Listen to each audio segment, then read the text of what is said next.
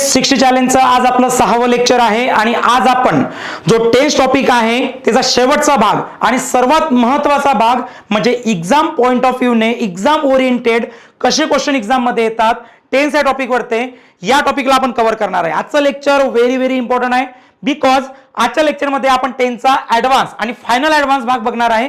याच्यानंतर तुम्हाला फक्त आणि फक्त प्रश्न सॉल्व्ह करायचे आहेत, बाकी दुसरं काही करण्याची गरज नाही. ओके, जे विद्यार्थी नवीन असतील आज पहिलेच लेक्चर बघत असतील त्यांना समजून घ्यायचं आहे की आतापर्यंत आपण टोटल 5 लेक्चर घेतलेले आहेत. आज आपलं 6वं लेक्चर आहे. हा आपला basic to advance 60 days 60 lecture चॅलेंजचा 6वं लेक्चर आहे. चला मग सुरुवात करूया. तुम्हाला माहित असेल हे सर्व जे लेक्चर्स आहेत MPSC, TCS, IBPS, even school colleges सर्व विद्यार्थ्यांसाठी उपयुक्त आहेत. तुम्ही भारतातली कुठली एक्झाम द्या तर सर्व एक्झामसाठी हे सेशन उपयुक्त आहेत बिकॉज याच्यामध्ये आपण अगदी 0 पासून तर ऍडव्हान्स लेवल पर्यंत प्रत्येक टॉपिक कव्हर करत आहे. ओके, चला स्टार्ट करू आपण आजच्या सेशनला. MPSC, TCS, IBPS, English speaking काही असू द्या तुमच्या सर्वांसाठी हे लेक्चर उपयुक्त आहेत. आज आपण जे शिकणार आहोत आजच्या लेक्चरमध्ये अगोदर समजून घ्या की एक्झाम ओरिएंटेड काय असते, एक्झाम मध्ये क्वेश्चन कसे येतात. बिकॉज आपण जर टॉपिक शिकत आहे तर का बरं टॉपिक शिकत आहे, बिकॉज एक्झाम ओरिएंटेशन माहित असणं गरजेचं आहे. एक्झाम मध्ये टेन्सवर क्वेश्चन येतो कसा, पहिला क्वेश्चन असतो स्ट्रक्चर. स्ट्रक्चर तुम्हाला माहित असेल म्हणजे तुम्हाला वाक्यामध्ये कुठेतरी चुकी असेल म्हणजे टीसीएस, आयबीपीएस वाले जेवढेही स्टुडंट्स आहेत आणि इव्हन एमपीएससी त्या सर्वांसाठी एरर वाले क्वेश्चन्स असतात. तुम्हाला माहित असेल ही एरर तुम्हाला तेव्हा ओळखता येईल जेव्हा तुम्ही टेन्सेसला चांगल्या प्रकारे बेसिक आणि ऍडव्हान्स शिकले तेव्हा तुम्ही कुठलाही क्वेश्चन स्ट्रक्चरवर सॉल्व्ह करू शकता. नेक्स्ट क्वेश्चन येतो तुमचा टाइप्स वरती की सांगा सिंपल प्रेझेंट आहे, सिंपल पास्ट आहे, पास्ट परफेक्ट आहे किंवा आयडेंटिफाय करा. हे जे आहे हे ऑलरेडी आपण शिकलो आपल्या प्रिव्हियस लेक्चरमध्ये. कशा पद्धतीने टेन्स ओळखायचा, कशा पद्धतीने टेन्स तयार करायचा, त्याचं स्ट्रक्चर कसं असते, एका वाक्याचे 12 कसे होतात, 12चे 72 वाक्य कसे येतात, हे सर्व आपण अगोदरच्या 5 लेक्चरमध्ये कव्हर केलेलं आहे. जर तुम्ही अगोदरचे 5 लेक्चर केलेले नसतील आणि डायरेक्ट या लेक्चरवर जम्प करत असले तर तुम्हाला रिक्वेस्ट करेल की अगोदर पहिले 5 लेक्चर बघून घ्या, नंतरच हे लेक्चरवर बघा म्हणजे तुम्हाला व्यवस्थित समजेल. या लेक्चर जेवढी काही अगोदरचे लेक्चर्स आहेत त्या सर्व लेक्चरची लिंक मी डिस्क्रिप्शन बॉक्समध्ये अवेलेबल करून देतो जेणेकरून तुम्हाला लेक्चर शोधण्यामध्ये प्रॉब्लेम होणार नाही. किंवा जे विद्यार्थी म्हणतात नाही सर आमचं लिंकच सापडत नाहीये काय करू, गायत्री इंग्लिश अकॅडमी सर्च करा युट्यूबला, प्लेलिस्ट वरती जा आणि प्लेलिस्ट मध्ये क्लिक करून basic to advance playlist check करा, तुम्हाला हे लेक्चर दिसतील सर्व. चालेल स्टार्ट करू मग आपण आजच्या सेशनला. सो ऑलरेडी आपण हा भाग कव्हर केलेला आहे, बेसिक पासून ऍडव्हान्स पर्यंत सर्व काही कव्हर झालेलं आहे. या स्ट्रक्चर मध्ये मग interrogative, WH word, types, basic, tenses सर्व काही झालेलं आहे. नेक्स्ट इंटरोगेटिव्ह हा सुद्धा भाग आपण कव्हर केलेला आहे प्रिव्हियस लेक्चर मध्ये की कशा पद्धतीने एस नो टाइप असते क्वेश्चन, कशा पद्धतीनं डब्ल्यूएच टाइप असते शिकलो आपण. आजच्या लेक्चरमध्ये आपण शिकणार आहोत इफ कंडिशन कशी यूज होते, टाइम कंडिशन कशी यूज होते, कॉम्बिनेशन ऑफ टेन्स काय असतो आणि याच्यावर सर्वात जास्त क्वेश्चन एक्झाम मध्ये पाहायला मिळतात आणि इथंच विद्यार्थ्यांचा मार्क जातो. हा मार्क तुमचा आजपासून जाणार नाही. द रिझन इज की आपण डिटेल मध्ये समजून घेणार की याचा यूज आपण कसा करू शकतो. चला मग आज आपण काय शिकणार आहोत, आज आपण time condition, if condition, combination of tense आणि याच्यावर सेंटेन्सेस कसे येतात, वाक्य कसे येतात हे समजून घेणार. ओके चला बघूया. सो टाइम कंडिशन काय असते एकदा बघून घ्या. टाइम कंडिशन जर समजून घेतलं आपण तर टाइम कंडिशन तुम्हाला याच्यावर प्रश्नाचे उत्तर देण्या अगोदर टेन्स ओळखणं गरजेचं आहे जे आपण अगोदर शिकलो. जे विद्यार्थी मध्ये नाही सर अगोदरचे लेक्चर मी केले नाही डायरेक्ट आजचं लेक्चर मला समजून घ्यायचं तर काय करू, बस थोडंसं वेट करा, लक्ष ठेवा. सिंपल टेन्स कसा ओळखायचा, ज्या टेन्स मध्ये क्रियापदाचा पहिला फॉर्म, 5वा फॉर्म, 2रा फॉर्म येतो. यापैकी कुठलाही क्रियापद येऊ द्या सिंपल टेन्स असेल. मग कुठला simple, simple present, simple past, simple future कुठलाही असू शकतो. फक्त काय आला पाहिजे V1 किंवा V5 किंवा V2 यापैकी जर काही येत असेल तर 100% तो सिंपल टेन्स आहे असं ओळखता आलं पाहिजे. आणि जे म्हणतात सर आम्हाला V1, V5, V2 ओळखता येत नाही म्हणजे तुम्ही पहिलं लेक्चर केलं नाही. मग पहिल्या लेक्चरमध्ये ते शिकलो की how to identify them. Okay पुढे चला. Next continuous. आता कंटिन्युअस जर बघितलं तर कंटिन्युअस किती असतात, there are 3 types of continue tenses like present continue, past continue and future continue. Okay कंटिन्यूचे सुद्धा 3 असतात. आता कंटिन्युअस आहे हे कसं आयडेंटिफाय करायचं, टू बीचा फॉर्म येणार. आता टू बी काय असते माहिती आहे तुम्हाला, am is are, was were, shall be, will be. To be येणार आणि टू बीच्या नंतर काय येणार V4. आता V4 कसा ओळखायचा, ज्याला आयएनजी लावतो. म्हणजे to be, am is are, was were, shall be, will be याच्यापैकी एखादा शब्द येणार आणि समोर आयएनजी फॉर्म येणार. असं येत असेल तर समजून जायचं आपला एक कंटिन्यू टेन्स आहे. चला पुढे चला. परफेक्ट टेन्स कसा ओळखायचा? मग प्रेझेंट परफेक्ट पण असतो, पास्ट परफेक्ट पण असतो आणि फ्युचर परफेक्ट पण असतो. कसं आयडेंटिफाय करायचं? बघा, यांना आयडेंटिफाय करण्यासाठी असतो आपला to have form. To have form माहिती आहे तुम्हाला? पहिल्याच लेक्चरमध्ये शिकलो आपण. Have, has, had, shall have, will have हे पास्ट टू हॅव असतात. या पास्ट टू हॅव पैकी कुठला तरी एक टू हॅव येणार आणि त्याच्यानंतर काय असेल? वी थ्री असेल. म्हणजे एक दोन ज्यानुसार त्याच्या पेयर्स बनलेले आहेत त्यानुसार येणार. चला ठीक आहे, समजलं आपल्याला. To have plus V three जर आला तर तो perfect. To be plus V four आला कंटिन्युअस. V1 किंवा V5 किंवा V2 यापैकी एखादा आला म्हणजे सिंपल. आता शेवटचा आहे की परफेक्ट पण आहे आणि कंटिन्यू पण आहे. म्हणजे हा कंटिन्यू पण आहे आणि हा परफेक्ट पण आहे. हा सुद्धा एक टेन्स असतो. Present perfect continue, past perfect continue, future perfect continue. कसं आयडेंटिफाय करायचं? तर त्याच्यासाठी इथं एक टू हॅवचा फॉर्म येतो प्लस बीन येतो प्लस ING फॉर्म येतो, ज्याला चौथा फॉर्म म्हणून ओळखतो आपण. म्हणजे असं जर कॉम्बिनेशन असलं, असं जर वाक्यामध्ये काही दिसलं तर तो आपला परफेक्ट कंटिन्यू टेन्स असतो. तुम्ही मला सर कशासाठी सांगितलं तुम्ही आम्हाला? टाइम कंडिशन समजून सांगण्यासाठी. मला हे म्हणायचं आहे की या दोघांमध्ये, या दोन्ही टेन्समध्ये तुम्ही डायरेक्ट टाइम वापरू शकता. काय वापरू शकता? डायरेक्ट टाइम यूज करू शकता. कुठल्या कुठल्या टेन्समध्ये? सिंपल टेन्समध्ये आणि कंटिन्यू टेन्समध्ये. आता यांना आयडेंटिफाय कसं करायचं हे सांगितलं. आणि हे जर या दोघांपैकी टेन्स निघला तर तुम्ही काय वापरू शकता? डायरेक्ट टाइम वापरू शकता. टाइम काय असतो सांगतो. जेव्हा तुम्ही व्हेनने प्रश्न विचारता, व्हेन म्हणजेच काय? केव्हाने. व्हेन म्हणजे तुम्ही जेव्हा केव्हाने प्रश्न विचारता आणि तुम्हाला जे उत्तर मिळते त्या उत्तराला म्हटलं जाते डायरेक्ट टाइम. एक्झाम्पल, तुमचा क्लास किती वाजता आहे? तुम्ही नसं रात्री 9 वाजता. केव्हा आहे? केव्हा आहे तुमचा क्लास? 9 वाजता. 9 PM, 9 o'clock is our direct time. Okay. तुम्ही शेवटचं लेक्चर केव्हा केलं? तुम्ही म्हणा सर काल केलं. केव्हा केलं? काल केलं. म्हणजे एस्टरडे आपला डायरेक्ट टाइम असा ओळखतात. फक्त तुम्ही केव्हाने प्रश्न विचारा, तुम्हाला डायरेक्ट टाइम ऑटोमॅटिकली मिळून जातो. पुढे झाला. मग मला असं म्हणायचं आहे की या दोन्ही टेन्समध्ये तुम्ही डायरेक्ट टाइम घेऊ शकता. कुठलंही प्रेपोजिशनची नीड नाही लागत. कुठलंही म्हणजे कुठलं? सिन्स, फॉर, बाय घेण्याची गरज नाही पडत. But as compare to both tenses जर परफेक्ट कंटिन्यू असेल तर इथं कंडिशन आहे. कंडिशन काय बघा, समजून घ्या. या दोघांमध्ये डायरेक्ट टाइम येत नाही. टाइम जर घ्यायचा असेल तर त्यासाठी तुम्हाला काय घ्यावं लागते? एकतर सिन्स घ्यावा लागतो किंवा फॉर घ्यावा लागतो किंवा बाय घ्यावा लागतो. हे घेतल्यानंतरच तुम्ही नंतर टाइम घेऊ शकता, अदरवाईज टाइम घेऊ शकत नाही. बस एवढं समजून घ्या. हे जर दोन रूल तुम्हाला समजले, रूल नंबर 1, रूल नंबर 2, हे दोन रूल जर तुम्हाला समजले तर टाइम कंडिशनचं वाक्य कधी चुकणार नाही. आणि याच्यावर सर्वात जास्त क्वेश्चन मी तुम्हाला सांगतो MPSC 2023 पर्यंत आणि इव्हन आता होणारी राज्यसेवा 2024-25, हे जे 25 मध्ये राज्यसेवा होणार आहे, हे जे 25 ची आता आपली कंबाईन आहे, त्याच्यानंतर 25-26 मध्ये जे ग्रुप सी होईल तुमची, याच्यावर तुम्हाला 100% क्वेश्चन मिळणार. आणि मी तुम्हाला चॅलेंज देऊन सांगतो, कारण दरवर्षी येतात. 1984 पासून तर 2023 पर्यंत क्वेश्चन आला तर ऑब्व्हियसली येणारच आहे, कारण त्याच्याशिवाय पर्याय नाही ना. कारण ग्रामरचे चॅप्टर्स लिमिटेड आहेत. जर याच्यावरच प्रश्न नाही आला तर प्रश्न येणार कशावरती? कारण चॅप्टर लिमिटेड आहेत. सो बघा, शब्द बदलतात, सर्व काही बदलते. बदलत नाही म्हणजे स्ट्रक्चर, कारण टॉपिक तेवढेच आहेत, फक्त ते शब्द वेगवेगळे बदलवतात. म्हणून या टॉपिकला व्यवस्थित समजून घ्या आणि प्रश्न कसाही होऊ द्या, तुमचा मार्क जात नाही. दोन कंडिशन समजल्या ना तुम्हाला?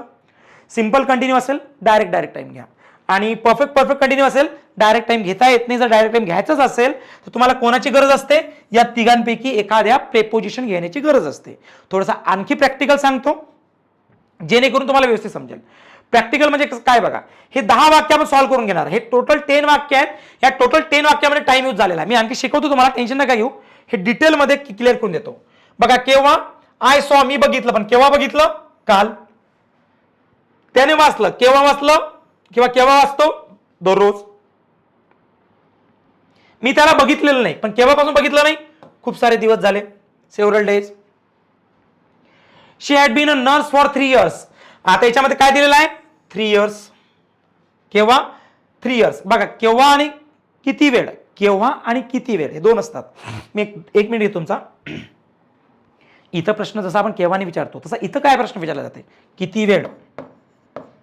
किती वेळ असा पण एक आपल्याला एक पिरियड हवा असतो. मग जेव्हा तुम्ही किती वेळाने प्रश्न विचारला तेव्हा तुम्हाला इनडायरेक्ट टाइम मिळतो. त्यासाठी तुम्हाला हा टाइम मिळत असतो. एक्झाम्पल बघा, केव्हा हा तुमचा डायरेक्ट टाइम झाला. टाइम ओळखता आला पाहिजे, याला डायरेक्ट टाइम म्हणतात. Every day direct time. केव्हा? बघा, इथं कशाने प्रश्न विचारला तुम्ही? केव्हाने. केव्हा? दररोज. केव्हा आपण म्हणणार? दररोज. आता किती वेळ, इथं काय असेल? किती वेळ.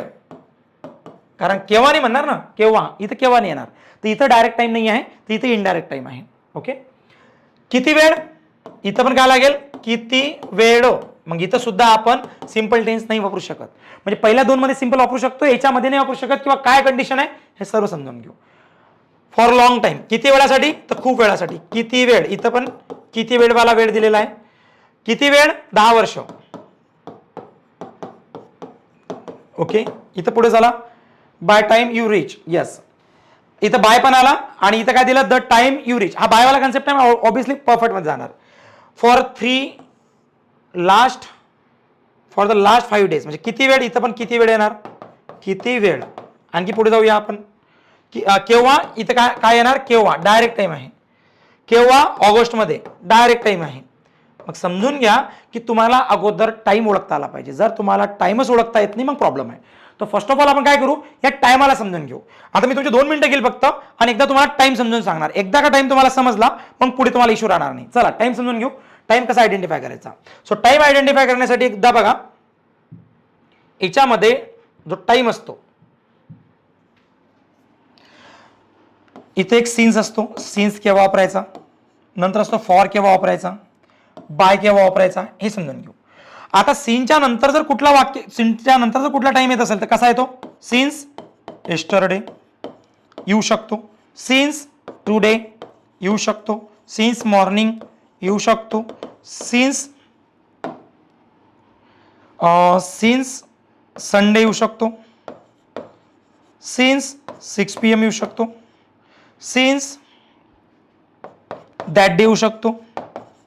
म्हणजे इथं आपण काय म्हणणार, हे जे सर्व टाइम यूज झाले हे टाइम सीन साठी यूज करू शकतो, कारण सीन्स सुरुवात तर झाली बट एंड झाला नाही, याला म्हणतात पॉइंट, पॉइंट ऑफ टाइम. जर पॉइंट ऑफ टाइम असेल तर तुम्ही सीन्स वापरू शकता. एक्झाम्पल, सुरुवात सांगितली केव्हापासून, कालपासून, आजपासून, सकाळपासून, रविवारपासून, 6 वाजतापासून, त्या दिवसापासून सुरुवात झाली पण शेवट नाही झाला. जिथं फक्त आणि फक्त सुरुवात होते पण शेवट होत नाही तिथं आपण त्याला पॉइंट ऑफ टाइम म्हणतो, त्यासाठी सीन्स वापरतो. क्लिअर. फॉर कुठे वापरले जाते, फॉर वापरले जाते जिथं तुमची सुरुवात पण होते आणि शेवट पण होतो, पूर्ण पिरियड समजतो आपल्याला. ओके, सुरुवात पण होतो आणि शेवट पण होते आणि पूर्णतः तुम्हाला पिरियड समजतो किती दिवसाचा आहे नेमका एक्झॅक्ट. बघू, समजून घेऊ. इथं पण आता इथं जर बघितलं आपण, इथं आपण असं म्हणू शकतो किती वेळासाठी, हे केव्हा, याचा उत्तर येते केव्हा, किती वेळासाठी, तर मला म्हणायचं 2 days. ओके, पूर्ण पिरियड सांगितला 2 days. किती महिन्यासाठी, 3 months, म्हणजे हा पूर्ण पिरियड आहे. ओके, किती वर्षासाठी, 10 years किंवा 5 days, डेज घेतला चला ठीक आहे, 5 minutes, 1 week किंवा 2 weeks. म्हणजे लक्षात आलं असेल तुमच्या. म्हणजे आपल्याला फॉर तेव्हा यूज करता येतो जेव्हा आपल्याला पूर्णतः पिरियड समजतो डायरेक्टली, की 2 दिवस, 3 दिवस, 5 महिने, 10 महिने काय नेमकं एक्झॅक्ट समजते, तेव्हा आपण फॉर वापरत असतो. कारण माहित आहे की पहिल्या दिवसापासून सुरुवात झाली, शेवटच्या दुसऱ्या दिवसाला समाप्ती झाली, तिसऱ्या महिन्याला समाप्ती झाली, 10व्या महिन्याला समाप्ती झाली. म्हणजे इथं टॉप टू बॉटम सर्व माहित असते आपल्याला. ओके, पुढे चला. आता बाय केव्हा वापरायचा, हा जो बाय असतो हा कधीही फ्युचर टेन्स मध्ये यूज करतो आपण. कुठे, फ्युचर, पण तो बी परफेक्ट मध्ये, परफेक्ट टेन्स मध्ये. ओके, फ्युचर परफेक्ट किंवा कुठल्या तरी परफेक्ट मध्ये पण त्याचा यूज होऊ शकतो कधी कधी. हा असतो बाय. संपलं. मग यानुसार तुम्ही बाय, फॉर आणि सीनचा वापर करू शकता. आता याला म्हटलं जाते इनडायरेक्ट टाइम. काय म्हटलं जाते, इनडायरेक्ट टाइम. समजलं तुम्हाला इनडायरेक्ट टाइम म्हणजे, इनडायरेक्ट टाइम म्हणजे हे डायरेक्ट येत नाहीत, तर यांच्या अगोदर काय येतो, यांच्या अगोदर सीन्स येतो, यांच्या अगोदर फॉर येतो, यांच्या अगोदर बाय येतो, त्याच्यानंतर हा टाइम येतो. म्हणून यांना डायरेक्ट टाइम नाही तर इनडायरेक्ट टाइम म्हटलं जाते. समजलं इनडायरेक्ट टाइमचा अर्थ. आता इनडायरेक्ट टाइम म्हणजे की त्यासाठी तुम्ही काय केलेलं आहे, हे डायरेक्ट टाइम नाही वापरले तुम्ही, त्याच्या अगोदर हे प्रेपोजिशन वापरले, म्हणून यांना इनडायरेक्ट टाइम म्हणतात. आणि इनडायरेक्ट टाइम दोनच टेन्स मध्ये यूज होतात. एकतर तो टेन्स कुठला असेल, एकतर तो tense to have plus V3 असेल. कुठला असेल, टू हॅव प्लस V3. एकतर कुठला असेल, to have plus been plus V4. बस या दोनच टेन्स मध्ये या टाइमाचा यूज होतो. आलं लक्षात. जर तुम्ही म्हणसाल सर हे वरचे शब्द आलेच नाही, सीन्स, फॉर, बाय आलेच नाही आणि डायरेक्ट टाइम आला, तर मग काय करायचं, मग तेव्हा तुम्हाला ते सिंपल टेन्स किंवा कंटिन्यू टेन्स वापरायचे आहेत. सिंपल किंवा कंटिन्युअस. संपलो, हा कन्सेप्ट संपला तुमचा. चला आणखी याला डिटेलमध्ये समजून घेण्याचा प्रयत्न करू विथ एक्झाम्पल. आता जे एक्झाम्पल बघू म्हणजे जेणेकरून तुमचा ऑल कन्सेप्ट क्लिअर होईल. बघा, डायरेक्ट टाइम काय असतो आणि इनडायरेक्ट टाइम काय असतो मी सांगितलं तुम्हाला आताच, की डायरेक्ट टाइम, इनडायरेक्ट टाइम. थोडं एक्झाम्पलच्या माध्यमातून समजून घेऊ जेणेकरून तुम्हाला हा कन्सेप्ट आणखी क्लिअर होईल. बघा काय म्हणू शकतो, सिंपल टेन्सला ओळखायचं कसं शिकलो आपण. सिंपल टेन्सला ओळखण्यासाठी V1 V5 किंवा V2 आला तर तो सिंपल टेन्स असतो, एवढं सिंपल आहे.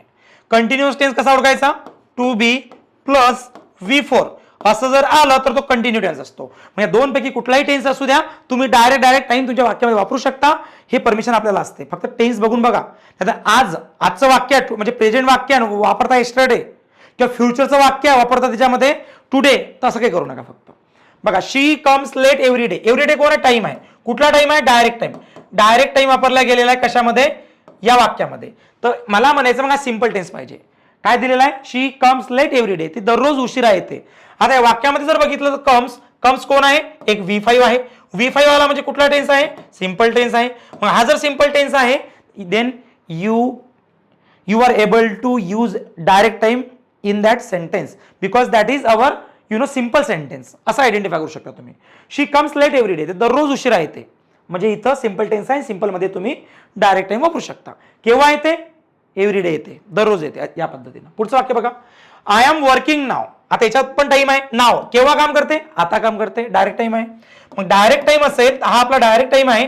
आणि डायरेक्ट टाइम मध्ये तुम्ही कुठला टेन्स वापरू शकता बघा. इथं एम कोण आहे, तर एम एक टू बी आहे, टू बी. ओके. वर्किंग कोण आहे, तर वर्किंग एक V4 आहे. मग टू बी प्लस V4 असेल तर तुम्ही त्याच्यामध्ये सुद्धा डायरेक्ट टाइम घेऊ शकता. हेच मला सांगायचं होतं. सिंपल टेन्स असेल किंवा कंटिन्यू टेन्स असेल यांच्यामध्ये डायरेक्ट टाइम यूज होतो. आता पुढे चला, इनडायरेक्ट टाइम. इनडायरेक्ट टाइम कुठे यूज होतो, तर इनडायरेक्ट टाइम बघा, डायरेक्ट टाइम दिलेला आहे मी, June, 10 AM, yesterday, Monday and so on. Direct time म्हणजे जो डायरेक्ट येतो, without since, without for, without by, direct येतो, म्हणून त्याला डायरेक्ट टाइम म्हणतो आपण. हे डायरेक्ट नाही आहेत. काय असते माहिती आहे का, याच्यामध्ये असं नाही आहे. सिन्स फॉर अगोदर आहे ना, सिन्स फॉर, आणखी याच्यात बाय पण आहे. ओके, एक नोट डाऊन करून घ्या. बाय असेल, सिन्स असेल किंवा फॉर असेल, हे तीन शब्द अगोदर येतील, तिघांपैकी एक. त्याच्यानंतर आहे ना इथं जून किंवा 10 AM किंवा येस्टरडे किंवा मंडे, म्हणजे तो आणि हा डे सारखाच आहे. फक्त प्रॉब्लेम काय असतो की त्याच्या अगोदर जर का आपण सिन्स फॉर वापरले, समजून जायचं तो इनडायरेक्ट टाइम आहे. इनडायरेक्ट टाइम कुठल्या टेन्समध्ये यूज करू शकतो. एकतर तो टेन्स काय असेल, परफेक्ट. परफेक्ट कसा ओळखायचा, टू हॅव प्लस V3 म्हणजे परफेक्ट टेन्स आहे. आणि परफेक्ट कंटिन्यू कसा ओळखायचा, to have plus been plus V4 असं आयडेंटिफाय करतात. दरवर्षी याच्यावर प्रश्न पाहायला मिळतात. आणि जे लेक्चर याच्या नंतरचं होणार आहे, मी सांगतो 1984 पासून 2023 पर्यंत जेवढेही क्वेश्चन घेतलेले आहेत MPSCने, अदर एक्झामिनेशन, ह्या सर्व क्वेश्चनचं लेक्चर नेक्स्ट लेक्चर होणार आहे. मी तुम्हाला सांगतो ते लेक्चर करून तुमची one of the best practice होईल. तुम्ही लेक्चर नंबर 1, 2, 3, 4 इव्हन 5वं 6वं लेक्चर जरी बघितलं नसेल तरी चालेल, पण 7वं लेक्चर जर तुम्ही बघितलं नसेल तर तुम्ही खूप मोठी चुकी करू शकता, बिकॉज तुमचं टेन्स वीक राहणार आहे. हे जे 7व्या नंबरचं लेक्चर येणार आहे ते one of the best lecture यासाठी आहे बिकॉज त्याच्यामध्ये सर्व क्वेश्चन तुम्हाला येतात की नाही येतात, तुमची लेवल काय टेन्सची हे समजणार आहे. ओके, चला बघा, हे लेक्चर कधी होणार आहे, उद्याच होणार आहे हे लेक्चर. चला पुढे. आता म्हणू शकतो आपण याच्यात हॅव कोण आहे, to have plus completed ED लागलेला कोण आहे, V3 म्हणजे हा परफेक्ट फॉर्म आहे, परफेक्ट दिलेला आहे. इथं हॅज कोण आहे, टू हॅव. बीन कोण आहे, बीनच आहे. टेलिंग कोण आहे, ING म्हणजे V4 म्हणजे to have plus been plus V4. मग या दोघांमध्ये तुम्ही टाइम तर आलेला बघा, इथं 3 days कोण आहे, टाइम आहे. आणि इथं मॉर्निंग कोण आहे, टाइम आहे. टाइम तर आहे, पण तुम्ही डायरेक्ट टाइम नाही वापरू शकत. त्या टायमाला जर वापरायचं असेल तर तुम्हाला एक तर फॉर किंवा सिन्स घ्यावा लागतो. सिन्स घेतो आपण डायरेक्ट टाइमसाठी आणि फॉर घेतो आपण पिरियडवाल्या टाइमसाठी, बस एवढंच आहे. आता हे जी एक्झाम्पल दिले होते मी, याचं प्रत्येकाचा आन्सर तुम्हाला देता आला पाहिजे. आता आपण 10 वाक्य तुमच्याकडून सॉल्व्ह करून घेणार आहे. 10 सेंटेन्सेस. 10 मधले 10 पैकी 10 बरोबर असतील किंवा 10 पैकी काही बरोबर असतील, काही चुकलेले असतील. बघू कसं, तर समजून घेऊ. आता हे जे सेंटेन्स आपल्या समोर आहेत, चला आता पहिल्या वाक्यापासून घेऊया. काही वाक्य मी तुम्हाला होमवर्कसाठी सुद्धा देणार आहे. तुम्हाला कमेंट करायचं हे लेक्चर बघताना, नंतर तुम्हाला लेक्चर झाल्यानंतर सुद्धा कमेंट करायचं की तुम्हाला काय वाटतंय, काय आन्सर असेल त्याचं.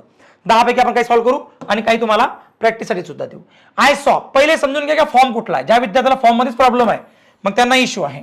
हा जो फॉर्म आहे सी जो असतो, सी म्हणजे बघणे, त्याचा दुसरा फॉर्म आहे, याला V2 म्हणतात. Okay, so subject plus V2 plus आणि उरलेला हा जो भाग आहे याला काय म्हटलं जाते, ऑब्जेक्ट म्हटले जाते. ओके, म्हणजे हा कुठला टेन्स आहे, हा एक सिंपल पास्ट टेन्स आहे. सिंपल टेन्स आहे, सिंपल पास्ट टेन्स. आणि सिंपल टेन्स मध्ये तुम्ही टाइम वापरू शकता. मग इथं कुठला टाइम वापरलेला आहे, येस्टरडे. मग आता तुम्ही म्हणा सर इथं सी असतं तर, सी असतं तर सी, तिथं सुद्धा टाइम घेऊ शकता. फक्त एवढंच आहे, तर इथं येस्टरडे नसता आला, टुडे आला असता मग. ओके, काय आला असता? टुडे. तुम्ही इथं शाल सी पण करू शकले असते, शाल सी, पण इथं टाइम कुठला आला असता? मग टुमॉरो आला असता. बस एवढं समजून घ्या फक्त. ओके, असं म्हणजे I saw a good film yesterday. तुम्ही डायरेक्ट टाइम घेऊ शकता का? हो, घेऊ शकता, कारण सिंपल आहे. का बरं सिंपल आहे? V2 लागला. जर V2 लागत असेल, जर त्याच्यात V1 लागत असेल, किंवा जर त्याच्यात परत V1 लागत असेल, शाल प्लस V1, V2 समजून जायचं. तो टेन्स सिंपल आहे आणि सिंपल मध्ये तुम्हाला परमिशन आहे डायरेक्ट टाइम घेण्याची, सिन्स फॉर घेण्याची काही गरज नाही. एवढं सोपं आहे. फक्त एवढं समजून घ्या की पास्ट टेन्स होता म्हणून येस्टरडे, प्रेझेंट होता म्हणून टुडे, टुडे म्हणजे आज, आणि टुमॉरो फ्युचर, हा फ्युचर आहे म्हणून टुमॉरो. बाकीच्यात काहीच नाही. की मी काल एक चांगली मूवी बघितली, ऍक्शन पूर्ण झाली इथं, म्हणून सिंपल पास्ट टेन्स करेक्ट आहे. पुढे चला. He read the Bible every day. आता इथं कोण आहे? एव्हरी डे आहे. मग एव्हरी डे आहे तर हा टाइम आहे, किंवा he read the Bible every day, sorry इथे येस्टरडे दिलं होतं, बरोबर आहे. ओके, चला ठीक आहे. तिथं टाइम घेतला होता आपण, इथं बघा आता एव्हरी डे. आता आपण म्हणणार इथं तर रीड्स पाहिजे होतं, रीड्स. यस, तुम्हाला फॉर्म माहित पाहिजे. पहिला फॉर्म रीड असतो. ओके, दुसरा फॉर्म रीडच असतो, त्याला रेड वाचतो आपण. तिसरा फॉर्म रीड असतो, ज्याला आपण रेड वाचतो. नंतर रेडिंग होते, चौथा फॉर्म. आणि पाचवा फॉर्म काय होतो याचा? रीड्स होतो. मग आपल्याला म्हणायचं आहे की इथं हिला तर पाचवा फॉर्म लागत असतो, हिला पहिला फॉर्म कधीच लागत नाही. म्हणजे हिला हा पहिला फॉर्म कधीच लागत नसतो. हिला कुठला फॉर्म लागतो? पाचवा. पाचवा लागला म्हणजे तो प्रेझेंट होतो, आणि दुसरा लागला म्हणजे तो पास्ट होतो. मग तुम्ही ठरवा की तुम्हाला पास्ट टेन्स वापरायचं, की तुम्हाला काय करायचं आहे? पास्ट टेन्स पाहिजे तुम्हाला, की तुम्हाला इथं आपला प्रेझेंट टेन्स पाहिजे. जर इथं एव्हरी डे आहे, आता डायरेक्ट वाक्य दिलेलं तुम्ही म्हणाल नाही सर, मग एरर सांगायचं, तुम्ही काय करसाल? मग इथं रीड्स करून घ्याल. चाल, संपलं. एक तिथे रीड्स करून घ्या, म्हणजे आणखी की दररोज he reads the Bible every day, तो दररोज काय करतो? बायबल वाचतो. एक समजून घ्या, तुम्हाला माहित पण असायला पाहिजे. ही, शी, इट यांना V5 लावतो आपण, V5. मला हे नाही म्हणायचं की ते रीड चुकीचं आहे, V2 चुकीचं आहे, तोही बरोबर आहे ना. पण पहिला प्रिफरन्स आपण कोणाला देतो? प्रेझेंटला देतो. म्हणजे ऑप्शन बघून आपण उत्तर काढलं असतं. ओके, दोन्ही बरोबर असतात. इथं रीड पण लागतो आणि रीड्स पण लागतो. बट आता आपण टायमिंगनुसार आपण त्याचं जे उत्तर देत आहे विदाउट ऑप्शन्स, तर आपण पहिला प्रिफरन्स कोणाला देतो? प्रेझेंटला देत असतो. चला ठीक आहे, समजलं. हे पण आपण काय करणार? तिथं रीड्स करणार, डायरेक्ट टाइम घेऊ शकतो. चुकी कुठे होती? चुकी तर नव्हतीच, पण करेक्ट काळजी असली तर रीड्समध्ये. पुढे चला. चला, आता हे दोन वाक्य आपल्या समोर आहेत. दोन वाक्य मी तुम्हाला सोडून दिले. आज दोघांचा आन्सर तुम्ही मला कमेंट बॉक्समध्ये मांडायचा आहे. या दोघांचे आन्सर बघा, मी एवढं सांगतो तुम्हाला. इथं सेव्हरल डेज एक टाइम आहे, आणि इथं 3 इयर्स टाइम आहे. याचं उत्तर या दोघांचं 3 नंबर आणि 4 नंबर तुम्हाला कमेंट बॉक्समध्ये मांडायचं आहे. चला, बाकी सर्व सॉल्व्ह करू आपण. बस तुम्हाला एक होमवर्कसाठी आपण 2 दिले. पुढे चला. आता इथं कोण आला? फॉर आला. बघा, इथं कोण आला? फॉर आला. आणि तुम्हाला माहित आहे की जर फॉरच्या नंतर जर टाइम आला असेल, फॉरच्या नंतर जर टाइम आला असेल, तर हा वाला जो टेन्स आहे, हा कुठला टेन्स हवा तुम्हाला माहित आहे. इथं पण फॉर आहे आणि प्लस समोर टाइम आहे. फॉर प्लस जर टाइम आला असेल तर टेन्स कुठला पाहिजे असं माहिती ना तुम्हाला? एकतर तो टेन्स काय असायला पाहिजे? To have plus V3. एकतर टू हॅव प्लस V3 पाहिजे, किंवा to have plus been plus V4 पाहिजे. दोघांपैकी एक जर नसेल उत्तर चुकलं. इथे तेच आहे, एकतर टू हॅव प्लस V3, एकतर to have plus been plus V4 आहे का? चेक करा बरं. इथं कोण केला त्यांनी? एम कोण? एमचा फॉर्म कुठला आहे? To be. हा कोण आहे? नोविंग कोण आहे? V4. To be plus V4 म्हणजे वाक्यात चुकलं. म्हणजे आपण म्हणणार वाक्यात चुकी कुठे माहिती आहे का? वाक्यात चुकी इथं आहे. इथं काय पाहिजे होतं? वाक्य कसं झालं असतं? मग हे वाक्य झालं असतं आय हॅव नोन हिम. बस, बाकीचं वाक्य जसं तसं. आय हॅव नोन हिम.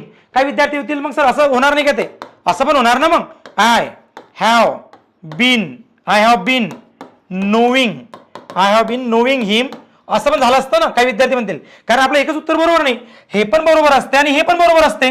मग या रूलनुसार ते दोन्ही बरोबर पाहिजे होते.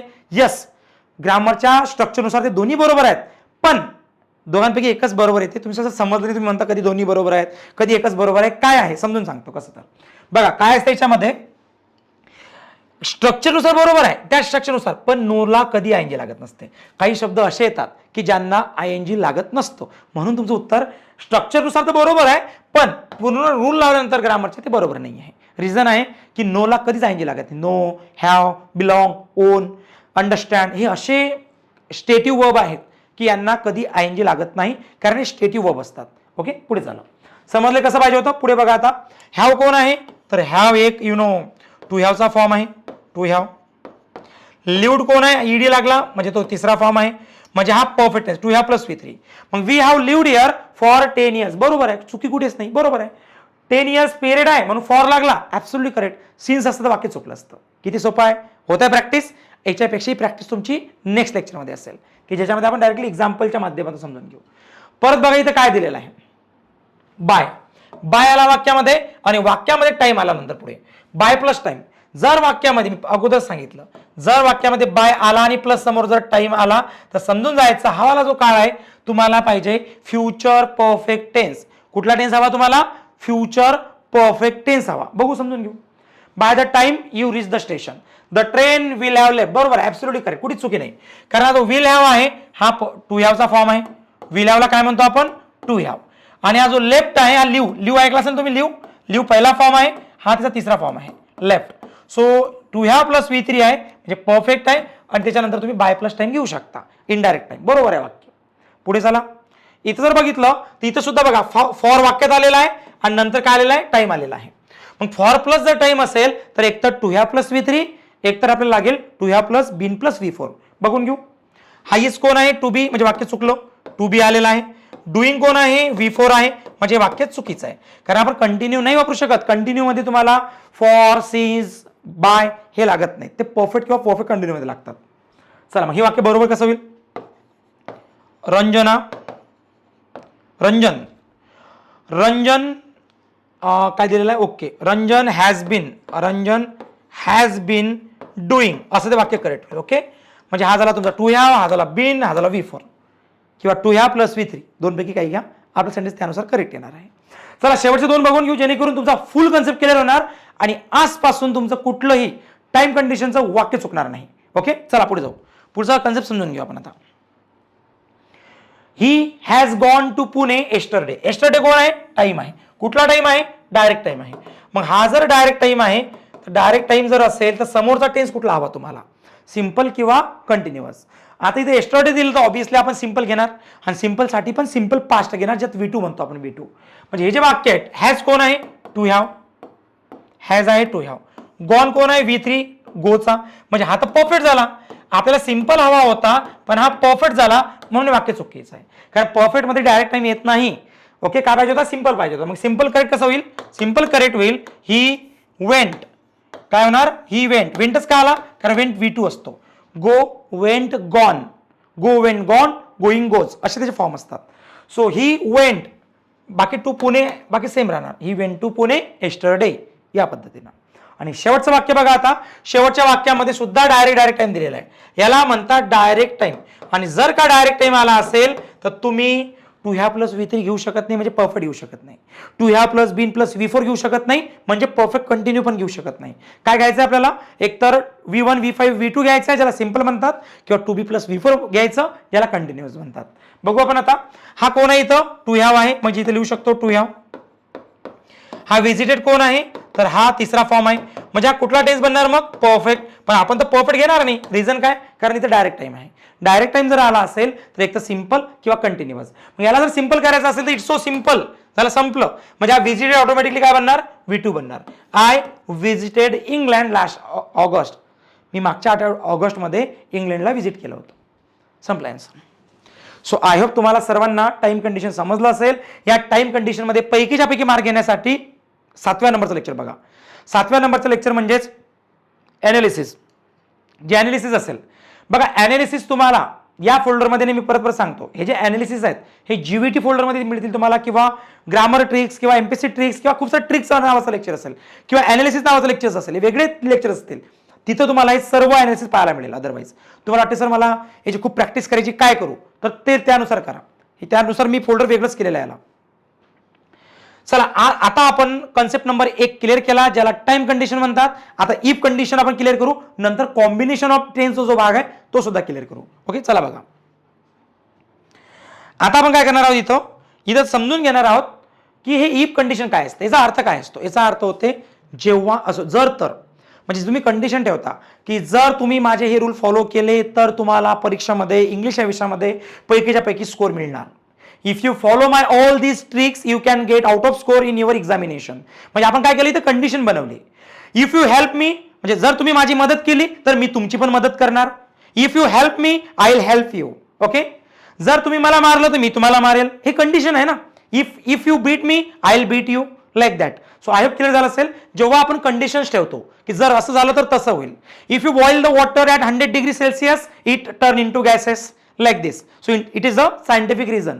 म्हणजे जेव्हा तुम्ही कंडिशन्स ठेवता, if you use all the structure you can speak in English with everyone. So याला म्हणतात कंडिशनल सेंटेन्सेस. ओके, चला आय होप क्लिअर झालं. हे कंडिशनल सेंटेन्सेस तेव्हा यूज होतात जेव्हा तुम्ही कंडिशन्स ठेवता. कंडिशन मुख्यतः 4 प्रकारचे असतात, पण एक्झाम मध्ये 3च येतात. जी 4थ्या नंबरची आहे, जी पहिल्या नंबरची की 0 नंबरची कंडिशन्स आहे की सिंपल प्रेझेंट असेल तर सिंपल प्रेझेंटच राहतो. म्हणजे ज्याला आपण एक्सेप्शनल केस म्हणतो, ते पण मी शेवटी सांगतो तुम्हाला. पहिल्या 3 कंडिशन समजून घ्या की ज्या पेपरमध्ये येतात. 3 म्हणजे कुठून, ही पेपरमध्ये येत नाही, आणि तर कशी समजून घ्यायची ते पण सांगतो. ही कंडिशन सोडून द्यायची, कुठला बदल होत नसतो. म्हणायचं काय, ही इफ कंडिशन काय असते हे सांगतो. त्या अगोदर वाक्य कसे असतात बघून घ्या. म्हणजे अगोदर वाक्य जर समजले तुम्हाला तर लक्षात येणार, ओके अशा प्रकारचे वाक्य असतात का. म्हणजे तुम्ही नंतर रूल समजून घेणार प्रॉपर. बघा काय असते माहिती आहे का, इफ जेव्हा वाक्य देतो, हा जो इफ जेव्हा मी काय म्हणतो पहिले समजून घ्या, वाक्याला नंतर बघा मी काय म्हणतो समजून घ्या अगोदर. इफ कधी सुरुवातीला येतो तेव्हा इथं कॉमा येतो आणि दुसरं वाक्य, किंवा वाक्य सरळ चालू होते इथं इफ येतो आणि नंतर, म्हणजे इफ दोन्हीही ठिकाणी येऊ शकतो. इफ हा वाक्याच्या सुरुवातीला पण येऊ शकतो आणि इफ हा वाक्याच्या मिडल मध्ये पण येऊ शकतो. ओके, आणि हा सबऑर्डिनेटिव्ह क्लॉज तयार करतो. हे कधीही वाक्य कॉम्प्लेक्स वाक्य असतात, कॉम्प्लेक्स सेंटेन्स असतात, कारण इफ हा एक कुठला सबऑर्डिनेटिव्ह कंजंक्शन आहे. मग काय करू शकतो आपण बघा याला, इफ इफ कुठे येऊ शकतो, मधात पण येऊ शकतो आणि या साईडला पण येऊ शकतो. बट चेक करा आता इथं इफ काय म्हटलं, इफ इट रेन्स. बघा इथं इफ वाक्यात, या वाक्यात इफ आलेला आहे, या वाक्यात इफ आहे, इथं इफ आहे, इथं इफ आहे. तुम्ही म्हणा सर इथं कुठे इफ नाही आहे, तर समजून जायचं इथं इफ आहे. ओके, तो लिहिण्याची गरज नाही पडत. अनलेस त्याचा निगेटिव्ह आहे, हा जो अनलेस आहे त्याचा निगेटिव्ह आहे. इफ आहे, इफ आहे, इफ इफ. हे 10 पैकी 10 वाक्य आहेत. 10 वाक्य सोपी आहेत कारण सर्वांच्या सुरुवातीलाच इफ दिलेला आहे. आणि 10चे 10 वाक्य मी 2023, 22, 20 या एक्झाम मधले घेतलेले आहेत, जे आता लेटेस्ट एमपीसी एक्झाम झाल्या. सर्व वाक्य त्याच्यामधले आहेत विदाउट ऑप्शन. हे मी तुम्हाला अनालिसिस मध्ये सर्व सॉल्व्ह करून देईल. एक गोष्ट समजली की वाक्यात जर इफ आला तर वाक्य 2 नसतात. वाक्य इफचं इथपर्यंत आहे, हे वाक्य इफचं इथपर्यंत आहे, हे वाक्य इफचं इथपर्यंत आहे. बघा वाक्य इफचं ओळखता आलं पाहिजे कुठपर्यंत आहे, कुठपर्यंत आहे. If you come the bank, come to the bank, इथं टू पाहिजे होता. ओके, हे वाक्य थोडंसं आपण रिप्लेस करून घेऊ. I will be able to help you. Okay, had इथं इफ आहे सुरुवातीला, इथपर्यंत येते वाक्य. वाक्य एक्झॅक्ट आहे कुठपर्यंत हे समजून घ्यायचा प्रयत्न करायचा आपल्याला. हे बघा हे कुठपर्यंत येईल, शी पर्यंत, इथपर्यंत. नंतर इफ इथपर्यंत, इथपर्यंत. ओके, म्हणजे अगोदर तुम्हाला, कारण इफ वाक्यात आला तर इफच्या वाक्यामध्ये 2, 3, 4 वाक्य असू शकतात. मग तुमचं पहिलं काम असेल की वाक्यामधलं इफचं ओरिजिनल वाक्य ओळखणे. आणि हे ओरिजिनल वाक्य दोन्ही ठिकाणी येऊ शकते. मी लिहून दाखवतो. मी 2 वाक्य तुमच्या समोर लिहून दाखवतो. मी असं लिहू शकतो, if you come I will go. जर तुम्ही आले तर मी जाईल. आता वाक्य असेल इथे, if you come I will go. जर तुम्ही आले तर मी जाईल. हे वाक्य असेल इथे, I will go if you come, I will go if you कम. आता इथं कॉमा देण्याची गरज नाही. म्हणजे आपलं काम काय असलं पाहिजे, आपलं एकच काम असलं पाहिजे. जर तुम्हाला इफ या तुम्हाला माहित असेल 1984 पासून तर 2023 पर्यंत अराउंड दरवर्षी इफवर राज्यसेवेमध्ये, कंबाईनमध्ये, तुमच्या ग्रुप सी मध्ये क्वेश्चन विचारला म्हणजे विचारला. याला अंडर एस्टिमेट करू नका, इग्नोर करू नका, अदरवाईज तुमचा मार्क जाणार. टाइम कंडिशनवर क्वेश्चन दरवर्षी असतात, इफ कंडिशनवर दरवर्षी असतात. तुम्हाला जे पुस्तकात खूप सारे रूल्स दिले आजकाल त्याच्यावर क्वेश्चन येत नाहीत, हे समजून घ्या. हे तुम्ही स्किप करू नका. हा टॉपिक खूप खूप महत्वाचा आहे. आपलं पहिलं काम असेल इफ वालं वाक्य ओळखणे. बघा हे इफ वालं वाक्य ओळखणे, असं ओळखतात. ओळखता येईल सर्वांना इफचं वाक्य. तुम्ही ना यस सर आता मला इफचं वाक्य ओळखता येईल की कुठपर्यंत म्हणायचं एक्झॅक्ट. मधात आला तर समोरचं वाक्य, इथं आला तर कॉम्यापर्यंतचं. एवढं इझी आहे. कुठे कुठे कॉमा नसेल मग तिथून सब्जेक्ट तयार होईल. तुम्ही म्हणा सर वाक्यात कुठे कुठे कॉमा नसतो तिथं काय करायचं, मग तिथं काय असते माहिती आहे, कॉमा असतोच तिथं, देणं विसरले असतील, पण तिथं सब्जेक्ट चालू होतं. बघा इथं सब्जेक्ट कॉमा येतोच नाही, याला समजून जायचं. तिथं आपल्याला सब्जेक्ट सर्च करायचा, बाकी काही नाही. चला समजलं आता आपल्याला. आता आपलं एकच काम की याच्या कंडिशन समजून घेणे. बघा मी काय म्हणतो लक्षात ठेवा, जगामधलं कुठलंही वाक्य येऊ द्या, जगामधलं, मी असं म्हणत नाही की आपल्या तुमच्या सरळ सेवा एमपीएससी, जगामधलं म्हणत आहे, कुठलंही वाक्य येऊ द्या, हा रूल बदलणार नाही. 3च रूल्स आहेत. रूल काय म्हणतो बघा, रूल असा आहे की वाक्यात जर इफ आला, तुमच्या सेंटेन्समध्ये जर इफ आला असेल तर या इफ सोबत फक्त 3च गोष्टी येऊ शकतात. मग किती सोपं आहे. एवढं सोपं असून सुद्धा खूप सारे विद्यार्थी चुका करतात. कारण ते व्यवस्थित समजून घेत नाहीत. मी काय म्हणतो ते समजून घ्या, तुमच्या लाईफमध्ये चुकी कधी होणार नाही. इफ सोबत तीनच गोष्टी असतात. इफ सोबत कधी काय येतो, V1 V5. ओके, समजला आम्हाला. इफ सोबत काय येतो, V2 येतो. एकतर इफ सोबत काय येतो, हॅड प्लस V3 येतो. चौथी गोष्ट येते का? इफ सोबत याच्या व्यतिरिक्त कुठली चौथी गोष्ट येते? त्या आन्सर इज नो. आलं तर वाक्य 100% चुकीचं आहे. किती सोपं होतं? एवढं सोपं असून सुद्धा विद्यार्थी काय करतात सांगतो तुम्हाला. एक वाक्य असं येते, इफ यू विल समथिंग, तरी विद्यार्थी काय करतात माहिती आहे का, सर बरोबर आहे. हा विल आला कसा? मी तुम्हाला काय लिहून दिलं की वाक्यात क्रियापदाचा पहिला किंवा पाचवा फॉर्म, वाक्यात क्रियापदाचा दुसरा फॉर्म, किंवा वाक्यात हॅड प्लस क्रियापदाचा तिसरा फॉर्म, एवढंच येऊ शकते. मग तो शाल विल जे काय असेल दुसरं ते येत नाही. आणि जर आलं तर तुमचं वाक्य 100% चुकीचं आहे. क्लिअर झाली गोष्ट? चला पुढे जाऊया आता. मग एवढं समजलं नक्कीच आम्हाला की या इफ सोबत V1 V5, इफ सोबत V2 किंवा इफ सोबत हॅड प्लस V3 एवढंच येते. याच्या व्यतिरिक्त जर आलं तर वाक्य 100% चुकीचं असते. मी कशाबद्दल बोललो? हे मी बोललो हे इफ वाले वाक्य, मी या वाक्याबद्दल नाही बोललो. हे जे समोरचे वाक्य आहेत मी यांच्याबद्दल नाही बोललो. मी बोललो की ज्याच्यासोबत इफ आलेला आहे, हे दिसेल तुम्हाला यांच्यासोबत इफ आलेला आहे. याच्यात कुठे इफ आहे? हे या वाक्याबद्दल बोलत आहे मी, या वाक्याबद्दल. मी या वाक्याबद्दल नाही बोलत आहे, इथं तर विल येणारच. मी या वाक्याबद्दल बोलत आहे ज्या वाक्यात इफ येतो. मी या वाक्याबद्दल बोलत आहे कारण या वाक्यामध्ये इफ येतो. आय होप क्लिअर झालं असेल इफचा कन्सेप्ट. आता काय करूया आपण बघा. आता आपण समजून घेऊया की इफ सोबत इथं काय वापरला, V1 V5, इफ सोबत इथं वापरला V2 आणि इथं इफ सोबत वापरला हॅड प्लस V3. जर रूल नंबर पहिला डोक्यामध्ये फिट करून घ्या, विसरायचं नाही आपल्याला. रूल नंबर पहिला म्हणतो की जर इफच्या वाक्यात V1 V5 आला तर समोरच्या वाक्यात काय येणार, याच्यावर क्वेश्चन्स असतात. तर समोरच्या वाक्यात एकतर विल किंवा शाल किंवा कॅन किंवा मे आणि नंतर V1 येतो. आलं लक्षात? या चार शब्दापैकी, हे जे चार शब्द दिसतात ना, हे चार शब्द, या चार शब्दापैकी एक शब्द येणार. कुठला येणार? विल प्लस V1, शाल plus V1, can plus V1, may plus V1. एवढं सोपं आहे. हे चार शब्द आहेत पण चारही येतील का? चारही येतील का? नाही. चारपैकी एक येईल आणि नंतर V1 येईल. एवढं सोपं आहे. ओके, चला पुढे. जर इफ सोबत V2 आला तर समोर काय येणार? तसं आपल्याला समजलं आता की इफचं वाक्य असं असेल तर समोरचं वाक्य असंच असेल. तसं नसेल तर वाक्य एरर असेल. पुढे बघू. इफ सोबत जर V2 आला तर समोर काय येणार? एक तर वुड येणार किंवा शुड येणार किंवा कुड येणार किंवा माइट येणार आणि समोर V1 येणार. काय विद्यार्थी म्हणजे सर इथं V1 आहे तर V2 घ्या ना, पास्ट टेन्स आहे ना. नो, तसं नसते. म्हणजे चार शब्दापैकी एक शब्द येणार, चारही शब्द नाही येतील. Would plus V1, should plus V1, कुड प्लस V1 किंवा माइट प्लस V1 येणार. यापैकीच एखादं येणार, कुठलं येऊ शकणार नाही. चालेल, हे पण समजलं. ओके, आणि इथं जर पुढे आलो आपण, इफ सोबत जर हॅड प्लस V3 आला तर समोर काय येऊ शकते? समोर वुड किंवा शुड किंवा कुड किंवा माइट आणि त्याच्यानंतर काय घेणार आपण? हे इथं V1 नाही आहे. ओके, किंवा माइट, इथं V1 नाही येणार. प्लस हॅव आणि प्लस V3.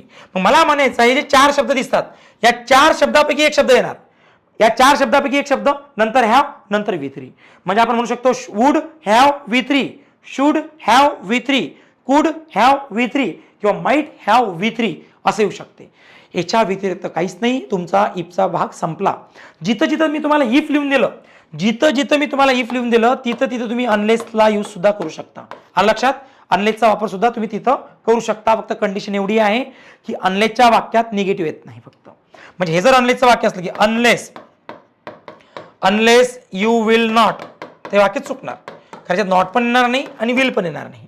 ओके, अनलेसच्या वाक्यात कधीच नॉट येत नाही कारण त्याच्यामध्ये ऑलरेडी हा नॉट असतो. हा समोरच्या वाक्यात येऊ शकते, मी अनलेसच्या वाक्यात बोलत आहे. ओके, चला ते पण समजून घेऊ आपण, बघून घेऊ कसं होईल. तर म्हणून इफ आणि अनलेस एकच आहे, फक्त निगेटिव्ह पॉझिटिव्ह लक्षात ठेवावं लागतं जेव्हा अनलेसवर जाता. आता याच्यावरचे प्रश्न सॉल्व्ह करून घेऊ, जेणेकरून मी सुद्धा तुम्हाला आजच्या लेक्चरमध्ये दोन प्रश्न देतो जे तुम्हाला कमेंट मारायचे नंतर. बघा आता काय करणार आपण. आता आपण याला समजून घेऊन याचे प्रश्न, पहिलाच प्रश्न उत्तर देऊया आपण. आता काय म्हणू शकतो? If it rains. समजून घ्या, दोन वाक्य अगोदर ओळखता आले पाहिजे. आपलं जे पहिलं वाक्य इफचं ते हे आहे, हे आपलं इफचं पहिलं वाक्य आहे, नंतर कॉमा आणि हे समोरचं वाक्य आहे. एवढं आपल्याला समजलं. आता हे आपलं समोरचं वाक्य आहे. इफचं आपलं पहिलं वाक्य इथपर्यंत, कुठपर्यंत वाक्य पहिलं आहे? रूमपर्यंत. हे पहिलं वाक्य आहे आणि जो समोरचा भाग आहे ते तुमचं दुसरं वाक्य. पहिल्या दोघांना समजून घेऊ कसं. तर इफच्या फक्त 3 कंडिशन असतात, त्या 3 कंडिशन लावायच्यात कॉन्फिडंट लिहून. आता ते असं असेल तसं असेल काय, तसं काहीच नाही. 100% रूल लागतात. बघा, इफ इथं दिलेला इफ, ओके, हा रेंज कोण आहे? V5. मग इथं रूल कुठला लागणार? इथं इफ आहे वाक्यामध्ये आणि समोर V5 आहे. मग इफ प्लस V5 असेल तर समोर काय लागत असेल माहिती आहे तुम्हाला? समोर लागत असते एक तर शाल असेल, एक तर विल असेल, एक तर कॅन असेल किंवा मे असेल आणि प्लस V1 असेल. असं काही दिसते का? या 4 शब्दापैकी एक शब्द पाहिजे आणि नंतर V1 पाहिजे असं असेल तर तुमचं वाक्य बरोबर आहे, अदरवाईज तुमचं वाक्य चुकलं. बघा, इफ इट रेन, जर पाऊस आला तर आपण काय करणार? तर आपण वी वुड स्टे इंडोर, तर आपण घरामध्येच थांबू, तर आपण आतमध्येच थांबू, बाहेर नाही निघू जर पाऊस आला तर. ही कंडिशन आहे. मग या वाक्यात चुकी कोण आहे माहितीये का? चुकी आहे वुड मध्ये. इथं वुड लागूच शकत नाही, तर इथं काय लागेल? इथं शाल लागेल. काय लागेल इथं? Shall. Okay, so if it rains we shall stay indoor. जर पाऊस आला तर आपण घरामध्येच थांबू, या पद्धतीने. आता काही विद्यार्थी म्हणतील सर इथं कॅन का बरं लागला? कारण कॅन, मे ऑप्शन तसे येतील तुम्हाला. मे पॉसिबिलिटीसाठी, कॅन ॲबिलिटीसाठी आणि शाल बी आपल्या फ्युचरसाठी वापरतो आपण. ओके, पुढचं वाक्य बघा. इफ सोबत कोणाला? इफ सोबत कधीच वूड येत नाही. वाक्य डायरेक्ट कट करा. अगोदर तुम्हाला मी सांगितलं ना, इफ सोबत 3च गोष्टी येतात. इफ सोबत हॅड प्लस V3, इफ सोबत V2 आणि इफ सोबत V1 V5. इफ सोबत वूड कधी, हा इफ जर आहे तर इफच्या वाक्यात कधीच वूड येत नाही म्हणून वाक्य चुकलं. रिप्लेस कसं करणार बघा. हे रिप्लेस करण्यासाठी समोरचं वाक्य बघावं लागेल तुम्हाला. समोर हा कोण आहे? हा जो शब्द दिलेला हा कोण आहे? हा वूड आहे. हा जो हीट आहे, हीट कोण आहे? V1 आहे. मग वूड प्लस V1, या साईडला जर वूड प्लस V1 आहे तर या साईडला कोण असेल? तर या साईडला V2 असेल. या साईडला काय पाहिजे आपल्याला? इफ सोबत. इथं जर इफ असेल तर इफ सोबत V2 पाहिजे. मग इफ सोबत जर V2 असेल तर समोर वूड प्लस V1 असते. मग V2 कसा बनवणार? हा वूड काढणार आपण. हा कम कुठला फॉर्म आहे? हा कम एक तर पहिला किंवा तिसरा. कम केम कम म्हणतो ना आपण. कम केम कम. म्हणजे इथं काय पाहिजे? दुसरा फॉर्म पाहिजे होता. दुसरा फॉर्म बनवण्यासाठी तिथं केम असं पाहिजे होतं. If the thief came into my room, if the thief came into my room I would hit him. जर चोर माझ्या रूममध्ये आले असते तर मी त्यांना मारलं असतं, हिट केलं असतं, या पद्धतीनं. ओके, क्लिअर होत आहे? चला जाऊया पुढे. परत बघा आता याच्यामध्ये काय दिलेलं आहे.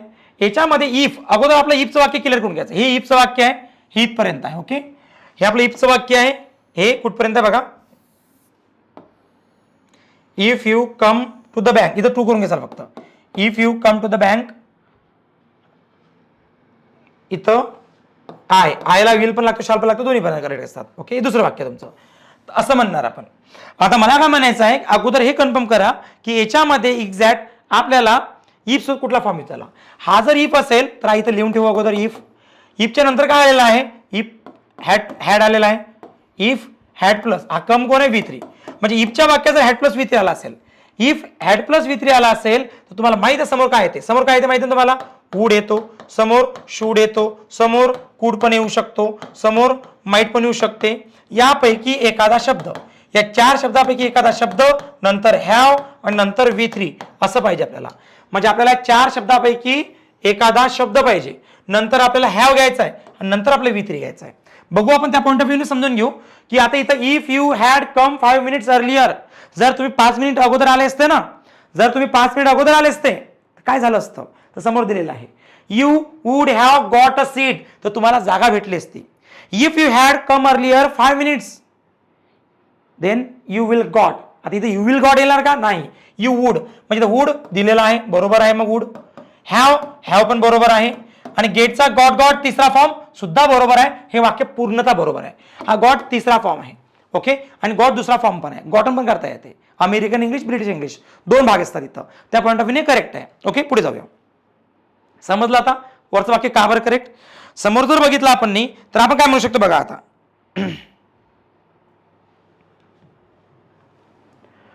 If you come to the bank, come म्हणजे कोणता फॉर्म आहे? हा पहिलाच फॉर्म आहे.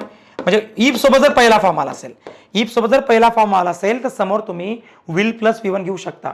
Will be able to, yes will आहे, एबल टू एक फ्रेज आहे, विल बी एबल टू एक फ्रेज आहे आणि हेल्प. ओके, त्यानुसार ते वाक्य करेक्ट आहे. याच्यात सुद्धा चुकी नाही. मी 2 वाक्य तुम्हाला करायला देतो. हे 2 वाक्य तुम्हाला करायचे आहेत. इथं वाक्य नंबर 5 आणि 6 हे तुम्हाला एक काम करा. हे 2 कठीण आहेत, मी सांगतो तुम्हाला. हे 2 कठीण आहेत म्हणून मी सांगतो, कारण याच्यात अनलेस पण आहे आणि हॅड पण आहे. हे 2 सांगतो, पुढचे देतो तुम्हाला. बघा, कधी कधी वाक्य तुम्हाला असं येणार, हॅड आय नोन. मग आपल्याला असं वाटतं हॅड आय नोन हा कुठला कन्सेप्ट आहे, आणि वाक्य असं येणार. मग याच्यामध्ये इफ लपलेला असतो. इथं सुरुवातीला काय लपलेला असतो? इफ लपलेला असतो. कारण तो सुद्धा इफ, अनलेस, हॅड हा एकच कन्सेप्ट आहे ज्याला तुम्ही कंडिशनल सेंटेन्स म्हणता. ओके, बघा आता इथं काय वाक्यामध्ये इफ आहे, तो लपलेला आहे. हॅड प्लस V3 बघा नोन म्हणजे इफ हॅड प्लस V3. इफच्या वाक्यात जर हॅड प्लस V3 आला समोर काय आला पाहिजे, समोर आला पाहिजे वुड हॅव V3 किंवा शुड हॅव V3, कुड have V3, might have V3. तसं आहे का? हो, वुड तर आहे, वुड मिळाला. आता हॅव मिळाला का? हॅव नाही, हॅव मिळाला नाही. कम V3 मिळाला का? हो. म्हणजे यातला मिसिंग जो आहे दोघांच्या मधात काय पाहिजे होतं, या दोघांच्या मधात जर हॅव असता तर वाक्य बरोबर झालं असतं, अदरवाईज ते वाक्यातच चुकलं. किती इझी वाटत आहे? आय होप तुम्हाला इझी वाटत आहे, समजलं असेल. It's so easy to identify where have to find the mistake, हे तुम्हाला समजलं असेल. आता अनलेसचा काय कन्सेप्ट असतो बरं? सेम तोच रूल अप्लाय करा जो तुम्हाला इफला शिकवला मी. बघा कसं, तर अनलेस म्हणजेच तुमचा इफ, असं काही वेगळं नाही. अनलेस म्हणजेच आपला if. Unless the floods went, went म्हणजे कुठला फॉर्म आहे? हा दुसरा फॉर्म आहे. गो, वेंट, गॉन दुसरा फॉर्म. म्हणजे आपण म्हणणार इफ सोबत क्रियापद दुसरा फॉर्म आला, इफ म्हणजे तोच अनलेस. अनलेस काय असतो? If plus not. If plus नॉटचा म्हणजे एक तर इफ प्लस नॉट म्हणा, इफ नॉट किंवा अनलेस म्हणा, दोघांचा अर्थ तोच होतो. इफ नॉट जर नाही तर, अनलेस जर नाही तर. अनलेसचा अर्थच इफ नॉट होत असतो. ओके, पुढे बघा. सो अनलेस V2, इथं जर V2 आला तर समोर काय पाहिजे? तर समोर आपल्याला पाहिजे should plus V1, should plus V1, कुड plus V1, would plus V1 किंवा माइट प्लस V1 यापैकी एक. आणि समोर काय लागेल? V1. असं आहे का? नाही. त्यांनी काय वापरला इथं? शाल वापरला, म्हणजे वाक्य चुकलं. त्याच्या ऐवजी काय घेतलं असतं आपण? If the floods went down, इथं काय घेणार आपण? वुड, वुड घेणार आपण इथं. Okay, we would be able to drop, काय दिलं समोर वाचा एकदा, to drop food packets. Okay, आता याच्यामध्ये तुम्ही म्हणा सर मग हे बाकीचे वापरू शकत नाही. वापरू शकता, त्यासाठी तुम्हाला फक्त ऑप्शनवर डिपेंड राहायचं आहे. ऑप्शनमध्ये नेमकं काय आलेलं आहे. चालेल, पुढे झाला आता. म्हणजे याचा अर्थ तुम्ही बाकीचे वाक्य सॉल्व्ह करू शकता. आता हे वाक्य बघा, आणखी सॉल्व्ह करूया आपण. इथं कोण आहे? हा V5 आहे. म्हणजे इफ सोबत जर V5 आला असेल तर समोरचा भाग काय पाहिजे? शाल plus V1, will plus V1, can plus V1, may plus V1. आहे का? हो आहे. हा विल आहे आणि सिक्युअर V1 आहे. म्हणजे पहिलं वाक्य बरोबर होतं. इफ ही विल, इफ सोबत विल कधीच लागत नाही. किती वेळा शिकलो? वाक्य चुकलं. मग इफ सोबत डायरेक्ट काय पाहिजे होता? V1 पाहिजे होता, म्हणजे हा विल चुकीचा आहे. इफ ही टेक्स, इथं काय पाहिजे होतं? मग टेक्स.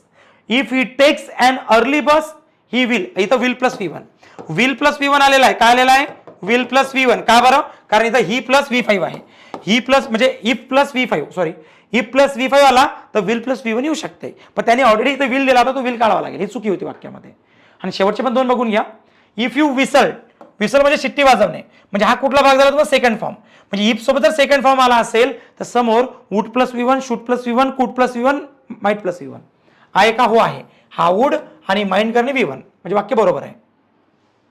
इफच्या वाक्यात कधीच वुड लागत नाही, हा कट करा. इफच्या वाक्यात काय लागेल? इफ ही ट्राईज, काय लागेल इथं? ट्राईज. ट्राईज कोण झाला मग? V5. इफच्या वाक्यात कोण आला असेल? V5 आला असेल तर समोर काय येणार? विल प्लस V1 येणार. विल प्लस V1 म्हणजे वुड सुद्धा इथं चुकीचं आहे. मग आपण म्हणणार if he tries hard he will get a first class. किंवा इथं आपण दोन प्रकार करू शकतो. तुम्ही म्हणा सर असं केलं असतं, असं केलं चाललं नसतं का? ट्रायचा ट्राईड केला असतं तर मग हे चाललं असतं. मग या विलच्या जागी इथं काय असतं? मग हे वुड बरोबर असतात. तेव्हा मग एकाच वेळेस आपण दोन दोन चुका घालत असतो का? नाही. मग अशा कंडिशन मध्ये आपण हे घेणार नाही, हा वाला भाग नाही घेणार आपण, तर हा वाला भाग घेणार. कारण इथं तुम्ही ना सर असं केलं तरी वाक्य बरोबर होते ना, असं केलं तरी बरोबर होते. मग आम्ही कशा पद्धतीने करू? जिथं कमी टाइम लागतो आणि कमी चुका काढतो, इथं फक्त यालाच काढावं लागेल, पण इथं दोघांना काढावं लागेल ना. मग एकाच वेळेस दोघांना काढत नसतो आपण. म्हणून आपलं वाक्य कुठलं बरोबर आहे? हे वालं. इथं ट्राईड करा. इफ यू ट्राईड हार्ड, जर तुम्ही जास्त कष्ट केले असते तर तुमचा फर्स्ट क्लास आला असता. या पद्धतीने चालेल. सो आय होप इथपर्यंत क्लिअर झालं असेल. आपण तुम्हाला टेन्सेसमध्ये खूप डिटेलमध्ये घेऊन जात आहे, म्हणजे तुम्हाला याच्या व्यतिरिक्त टेन्सेसमध्ये नंतर काही करण्याची गरज पडणार नाही. आता आपला एक शेवटचा कन्सेप्ट आहे ज्याला आपण कॉम्बिनेशन ऑफ टेन्स म्हणतो. पण त्याच्या अगोदर मला एकच सांगायचं आहे, हे जे मी कंडिशनल वाक्य सांगितले, या कंडिशनल वाक्यामध्ये फक्त इफ नाही, अनलेस नाही, अनलेस तर वन्स पण येतो. काय येतो? वन्स पण येतो. Okay, so if, unless, once, when पण येतो. ओके, म्हणजे हे काय करतील? यांच्या सोबतचे जे वाक्य असतात त्यांच्या सोबतचे ते नेहमी कसे असतात? सिंपल मध्ये. आणि समोरचे येणारे कसे असतात? मग त्यानुसार, जशानुसार मी तुम्हाला फॉर्मॅट लिहून दिला, तुम्ही यांना पण तो रूल अप्लाय करू शकता. ओके, चालेल. याला आपण कंडिशनल म्हटलेलं आहे, त्याच्यावर वाक्य घेऊया आपण. पेपरमध्ये वाक्य घेताना आणखी क्लिअर होईल. आता जो भाग आहे आपला खूप खूप म्हणजे खूपच महत्वाचा आहे, जो मी सांगणार आहे, ज्याचं नाव आहे combination of tense. Combination of tense मध्ये फक्त बिफोर येत नाही, फक्त व्हेन येत नाही, फक्त आफ्टर येत नाही, फक्त आफ्टर येत नाही, फक्त दॅट येत नाही, किंवा फक्त कुठलंही डब्ल्यूएच वर्ड येत नाही, किंवा फक्त कुठलंही म्हणजे एनी कंजंक्शन, काय म्हणणार, सब कंजंक्शन, एनी सब कंजंक्शन. आता काही विद्यार्थी म्हणतील सर आम्हाला सबऑर्डिनेट कंजंक्शन माहित नाहीत, हे काय असतात. तर मी ओरल सांगतो सबऑर्डिनेट कंजंक्शन काय असतात. सर्व डब्ल्यूएच वर्ड सबऑर्डिनेट कंजंक्शन असतात. डब्ल्यूएच वर्ड माहिती आहे तुम्हाला, जे आपण याच्या अगोदरच्या लेक्चरमध्ये शिकलो. सर्वच्या सर्व जर मदत वाक्य जोडण्यासाठी येत असतील तर subordinative conjunction. What, when, where, which, why, सर्वच्या सर्व 13 पैकी 13 पण. त्याच्यानंतर as soon as, hardly when, no sooner than, scarcely when. त्याच्यानंतर to so that, though, although, even though, nevertheless, however, while. Okay, सर्वच्या सर्व काय असतात, किंवा बिफोर, आफ्टर, दॅट, वेन, या सर्वांना एकच नाव आहे, ते म्हणजे सबऑर्डिनेटिव्ह कंजंक्शन. आणि सबऑर्डिनेटिव्ह कंजंक्शन जेव्हा वाक्यात येतात तेव्हा त्याचे कॉम्बिनेशन तयार होते, आणि त्याचं जेव्हा कॉम्बिनेशन तयार होते तेच मी समजून सांगण्याचा प्रयत्न करतो. या सर्वांना, हे सर्व जे कंजंक्शन आहेत त्यांना मी एक नाव दिलं क्लॉज. काय नाव दिलं, क्लॉज. आता इथे सिंपल रूल समजून घ्या. याच्यात सिंपल रूल मध्ये कशा घेऊन जातो मी तुम्हाला. पहिला रूल असा आहे की एक वाक्य असतं बघा, एक वाक्य दिलं, कधी कधी 3 वाक्य येतात, कधी मोर दॅन 3 पण येतात, कधी 2 येतात, असे वाक्य येतात. म्हणजे मोर दॅन 1 वाक्य येणे, आपल्या वाक्यामध्ये मोर दॅन 1 वाक्य असणे म्हणजे 2, 3, 4 एवढे वाक्य येणे. तेव्हा पहिला रूल नंबर फर्स्ट कॉम्बिनेशनचा बघा. याच्यामध्ये मी काही वाक्य घेतलेले आहेत, हे वाक्य बघा. कॉम्बिनेशन म्हणजे मोठे मोठे वाक्य असतात. म्हणजे हे वाक्य इथून इथपर्यंत आहे, मग हे दुसरं वाक्य तयार झालं. हे वाक्य बघा इथून इथपर्यंत, नंतर इथून दुसरं वाक्य तयार झालं. ओके, नंतर आपण म्हणणार हे वाक्य बघा इथून इथपर्यंत आहे, मग इथून दुसरं वाक्य तयार झालं. म्हणजे यांना म्हणतात कॉम्बिनेशन ऑफ टेन्स. आणि हे जे कॉम्बिनेशन ऑफ टेन्स आहे, प्रश्न घेत असताना मी खूप डिटेलमध्ये घेणार आहे. प्रश्न घेत असताना तिथे खूप सारे प्रश्न येतील तुम्हाला, पण याचे कन्सेप्ट समजून सांगतो एकदा. कन्सेप्ट नंबर पहिला बघा, कन्सेप्ट नंबर पहिला समजून सांगतो. हा जर पास्ट टेन्स असेल तर समोरचा पास्ट टेन्सच लागेल, पहिली गोष्ट क्लिअर करा. हा जर तुमचा प्रेझेंट टेन्स असेल, प्रेझेंट, तर समोरचा सुद्धा काय लागेल आपल्याला, प्रेझेंट लागेल. किंवा कधी कधी आपण काय करतो, फ्युचर पण घेऊ शकतो जर सबऑर्डिनेटिव्ह कंजंक्शन यूज झालं, इफ, अनलेस मध्ये, वन्स मध्ये, व्हेन मध्ये तर. ओके, पुढचा रोल, हे येऊ शकते, हे येऊ शकते, काय येऊ शकत नाही, हा पण फ्युचर आहे आणि प्लस समोरचा पण फ्युचर आहे, असं कधीच होत नाही. लक्षात, असं कधीच होत नाही. आणि हा पास्ट टेन्स आहे आणि समोरचा फ्युचर आहे, किंवा समोरचा पास्ट आहे आणि हा फ्युचर आहे, असं कधीच होत नाही. असं झालं म्हणजे तुमचं वाक्य 100% चुकीचं असते.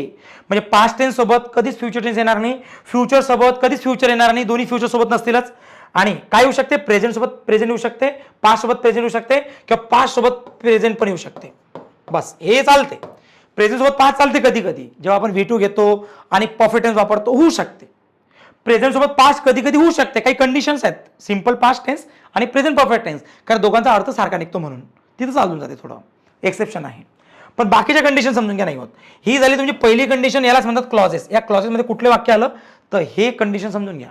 हे मी प्रश्न सॉल्व्ह करताना तिथंच तुम्हाला डिटेलमध्ये देणार आहे की बघा कशा पद्धतीनं. तर समजला पहिला रूल. आणि जे सर्वात जास्त रिपीट होणार आहे ते दोघांना मी घेणार आहे. हे बाकी सर्व जे आहेत, बाकीचे तुम्ही असं तर एवढे कंजंक्शन्स आहेत, यासाठी काय करू आम्ही, यासाठी ते सांगितलं मी तुम्हाला तर रूल, की सर्व प्रश्न आल्यानंतर कशा पद्धतीने डील करायचे. तर टेन्सनुसार, टेन्स बघायचा हा कोणता आहे तो कोणता आहे हे बघायचं आहे. पण बिफोर आणि व्हेनसाठी काही सेपरेट हे असते ते बघून घेऊ. आणि उरलेले कंजंक्शन, जेव्हा आपण कंजंक्शन शिकणार, तुम्हाला माहित आहे या कोर्सचं नाव बेसिक टू ॲडव्हान्स कोर्स आहे. जेव्हा मी तुम्हाला कंजंक्शन शिकवणार तेव्हा तर डिटेलमध्ये शिकणारच ना तुम्ही, प्रत्येक कंजंक्शनचा यूज, मग तर डिटेलमध्येच होईल तुमचं. ओके, म्हणून तुम्ही म्हणणार नाही सर तुम्ही तर अनलेस ते व्यवस्थित ते कधी होईल आमचं, कंजंक्शनमध्ये डिटेलमध्ये होईल तुम्हाला. हे कंजंक्शन टॉपिक खूप महत्त्वाचं असेल तुमच्यासाठी. चला, बिफोर वाला काही कन्सेप्ट आहे तो थोडं समजून सांगतो. वाक्यात जेव्हा बिफोर येतो कुठे एकदा समजून सांगतो. बिफोर इथं मधात येत असतो, बिफोर इथं मधात येतो. आणि बिफोर जर मधात आला, एकतर इथं आयएनजी यूज होते, आयएनजी नंतर वाक्य असते, एकतर इथं काय यूज होते, सिंपल टेन्स यूज होतो. बस सिंपल, दुसरा टेन्स घ्यायचा नाही. बिफोर जर वाक्यात आला, मी काय म्हणतो बघा, बिफोर जर वाक्यात आला तर बिफोरच्या समोर एक तर आयएनजी फॉर्म, एक तर सिंपल सेंटेन्स कुठलंही, आणि या साईडचं वाक्य काय असायला पाहिजे, परफेक्ट असायला पाहिजे. हा कन्सेप्ट असतो तुमचा कोणाचा, तर बिफोरचा. एक्सेप्शन एक काय फक्त ते एक्सेप्शननी प्रश्न घेऊन सांगेलच तुम्हाला काय कसं असते. तर चला, एवढं क्लिअर झालं. व्हेन, आता व्हेनचे कन्सेप्ट खूप जास्त आहेत. व्हेनचे यूज किती सांगतो. पहिला यूज व्हेनचा आहे. व्हेन सोबत काय येते माहिती आहे का, सिंपल. व्हेन सोबत जर सिंपल आलं तर समोर काय येते मी सांगतो. व्हेन सोबत सिंपल टेन्स आला तर समोर सुद्धा सिंपल येतो, पण तो सिंपल कुठला असतो, फ्युचर. हा जर सिंपल प्रेझेंट असेल तर समोरचा सिंपल फ्युचर बनून जातो. ओके, एक्झाम्पल तुम्ही एक्झाम्पल सांगा. When you ask me I will tell you then. जेव्हा तुम्ही मला विचाराल तेव्हा मी तुम्हाला सांगेल. म्हणजे व्हेन सोबत जर सिंपल प्रेझेंट आलं तर समोरचा भाग काय जातो, सिंपल फ्युचर जातो. पण व्हेन सोबत जर तुमचा पास्ट आला, कुठला, सिंपलच येतो, सिंपल पास्ट आला तर इथं सुद्धा काय जाणार, मग पास्टच जाणार. इथं सुद्धा पास्ट जाणार. ओके, म्हणजे जेव्हाही मी आलो तेव्हाही तुम्ही मला प्रश्न विचारला, जेव्हाही मी बसलो तेव्हाही तो उठून गेला, या पद्धतीनं म्हणजे दोन्ही सारखे वाक्य वापरू शकता. त्या दोन कंडिशन फिक्स आहेत आणि 100% लागणार आहेत. बट याच्या व्यतिरिक्त एक कंडिशन आहे. हे दोन कंडिशन समजली. या कंडिशनला नाव दिलं आपण कंडिशन नंबर 1 व्हेनची. तुम्ही म्हणा सर याच्यावर एक्झाम्पल क्विजमध्ये देतो. मला जे क्विज होईल तुमची, या क्विजवरती मी तुम्हाला काय करतो, त्या लेवलचे प्रश्न देतो जेणेकरून तुमचे कन्सेप्ट क्लिअर होतील क्विजमध्ये. ओके, पुढे चला. आता मला म्हणायचं आहे नंतरची कंडिशन. अशा कंडिशन किती असतात व्हेनच्या, पहिली कंडिशन, दुसरी कंडिशन, तिसरी कंडिशन. याच्या बाहेर प्रश्न जातच नाही. याच्या बाहेर व्हेनचा प्रश्न जात नाही. जे तुम्ही म्हणता ना की सर व्हेन कठीण वाटतं, मला नाही वाटणार. पहिली समजली. दुसरी बघा. आता व्हेन सोबत काय होतंय, व्हेन सोबत एक सिंपल टेन्स येतो, पण समोरचा काय असतो माहिती आहे का, समोरचा पास्ट कंटिन्यू बनून जातो, पास्ट कंटिन्युअस. पण त्याच्यामध्ये ओळखावं लागते की जेव्हा मी किचनमध्ये एंट्री केली तेव्हा माझी आई स्वयंपाक करत होती. When I enter the kitchen my mother was cooking. Okay, जेव्हा मी त्याला भेटायला गेलो तो अभ्यास करत होता. When I went to meet him he was doing study. म्हणजे मला काय म्हणायचं आहे की तिथं प्रोग्रेसिव्ह ऍक्शन ओळखता आली पाहिजे तुम्हाला. हे टोटली वाक्य तुम्ही असं ओळखायचं कसं, वाक्य वाचून ओळखते, वाक्य वाचून समजते की तिथे ऍक्शन कशी होती, ती कंटिन्यू आली होती की ती कंटिन्यू आली नव्हती, हे वाक्य वाचूनच समजते. यासाठी कुठे टेक्निक नका लावूया व्हेनसाठी इथं. ओके, पुढे चला. आता शेवटची कंडिशन आहे की हिच्यामध्ये व्हेन सोबत जेव्हा सिंपल येतो तर समोर परफेक्ट येऊ शकतो, पण हा परफेक्ट तेव्हा येणार, जेव्हा वाक्यात ऑलरेडी नावाचा शब्द येतो. ऑलरेडी असं जर आलं तर समोर परफेक्ट येऊ शकतो. चालेल, संपलं. एवढंच कंडिशन्स आहेत, बाकी तुम्हाला काही करायची गरज नाही. त्याला काही एक्झाम्पल घेऊ जेणेकरून तुमच्या काही कन्सेप्ट क्लिअर होईल. आणि तुम्ही म्हणा सर याच्या व्यतिरिक्त आम्हाला कॉम्बिनेशनला खूप स्ट्रॉंग करायचं आहे, तर तुम्हाला कंजंक्शन क्लॉजेस पर्यंत थांबावं लागेल. कुठे थांबावं लागेल, कारण तुम्ही असं म्हणणार नाही सर हे जे टॉपिक आम्हाला काय असं वाटतं की आमचं शिकवण्याचं बाकी राहिलं. येस, ऑब्व्हियसली वाटेल तुम्हाला, कारण हा टॉपिक टेन्सेसचा नाही आहे, हा टॉपिक क्लॉजेसचा आहे. हा topic simple, compound, complex, adjective clause, noun clause, adverb clause, की जो इंग्लिश ग्रामर मधला सर्वात एक नंबरला कठीण असणारा टॉपिक आहे. म्हणून तो जर आता घेतला तर काही विद्यार्थी डोक्यावरून जाईल. म्हणून आपण स्टेप बाय स्टेप कंजंक्शन शिकवू. नंतर पार्ट ऑफ स्पीचमध्ये कंजंक्शन झाल्यानंतर क्लॉजेस हा भाग शिकू, तेव्हा हे सर्व क्लिअर होईल. तुम्ही म्हणता ना की आम्हाला डिटेलमध्ये पाहिजे, तिथं क्लिअर होईल. म्हणून याच्यावर कोणी प्रश्न करू नका की सर तुम्ही जे व्हेन, बिफोर हे ते सांगितलं पण थोडे कन्फ्युजन आहे. डोंट वरी, ते कंजंक्शन नावाचं चॅप्टर असते, तिथं डिटेलमध्ये कव्हर होते. हे टेन शिकत आहे आपण. चला बघा, व्हेन आय फर्स्ट मेट. आता मेट कोण आहे, V2 आहे, बघून घ्या. जेव्हा मी त्याला पहिल्यांदा भेटलो तो काय करत होता, यस इथं काहीतरी करण्याची ऍक्शन सुरू दाखवत आहे. He was studying painting. तो काय स्टडी करत होता, ही वॉज स्टडिंग पेंटिंग. तो पेंटिंगचा अभ्यास करत होता. ओके, पुढे चला. He had been a nurse for 3 years and then, याला कॉम्बिनेशन म्हणतात. कॉम्बिनेशन म्हणजे आता मी समजून घेतलंय पहिलं वाक्य इथपर्यंत पहिलं वाक्य आहे, आणि पहिलं वाक्य कशामध्ये, पास्ट टेन्स मध्ये. जर पहिलं वाक्य पास्ट टेन्स मध्ये आहे तर दुसरं वाक्य कसं काय प्रेझेंट मध्ये असू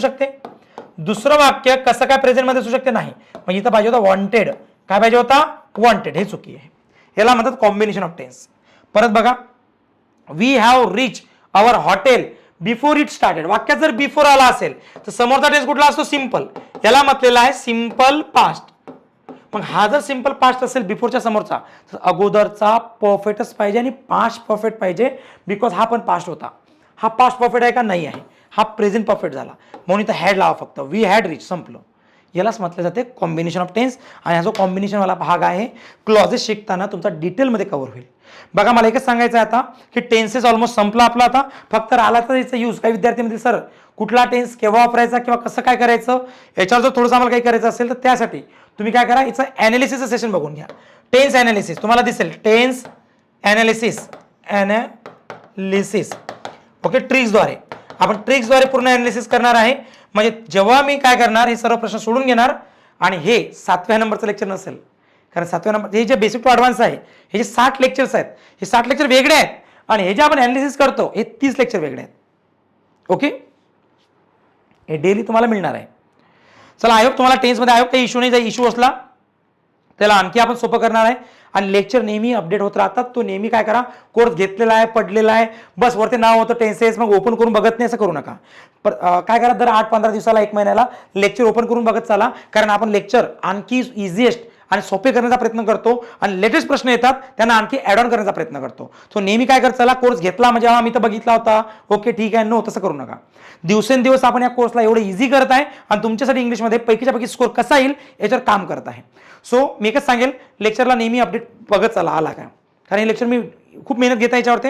हेच लेक्चर मी तुम्हाला परत रेकॉर्ड करून पण देतो. जर मला वाटते की काहीतरी कन्सेप्ट एखादा 2 राहिला तुमचं, वाटते मला की नाही इथं थोडी कमतरता वाटत आहे विद्यार्थ्याला, काय म्हणजे हे कधी समजते मला, जेव्हा तुमचे प्रश्न मला जास्त येतात की सर तुम्ही इथं तसं शिकवलं पण इथं मला हे नाही समजलं, हे मला तुमच्या डाऊट्सवरून समजते. म्हणून तुम्ही मला प्रश्न विचारत चला, तुम्ही नोट डाऊन करून घेत चला, कुठे इश्यू होतो, कुठे काय होते हे नोट डाऊन सुद्धा करून घेत चला.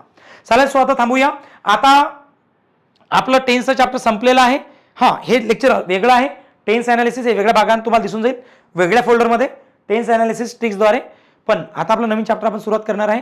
Till then bye, take care. सर्व विद्यार्थ्यांनी झालेले हे सर्व टेन्सेसचे 6 लेक्चर बघून घ्या. बेसिक लेक्चर पण याच्यात कव्हर आहे, 5 टेन्सेसचे आहेत आणि 1 बेसिक्स आहे. एवढं नक्कीच बघून घ्या. सो तुम्ही जेव्हा 60 लेक्चर पूर्ण करणार आणि एकदा रिवाईज करणार तर तुम्ही इंग्लिशमध्ये मास्टरसारखं फील करणार आणि तुमचा एकही मार्क मिस होणार नाही. So all of you bye, thank you so much everyone. भेटूया नेक्स्ट लेक्चरमध्ये. Till then bye, take care. Thank you so much.